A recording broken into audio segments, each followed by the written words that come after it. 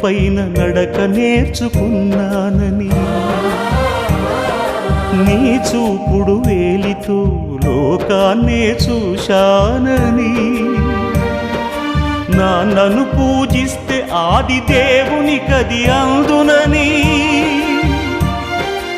అమ్మకు బ్రహ్మకు మధ్యన నాన్నే ఒక నిచ్చెనని తెలియనైతి తండ్రి, ఎరుగనైతి నాన్న. నాన్నంటే నడిచే దేవాలయమని మరచితిని, ఆత్మజ్యోతి చేతుల ఆర్పివేసుకుంటిని. మరచిపోయి కూడా నన్ను మన్నించొద్దమ్మా,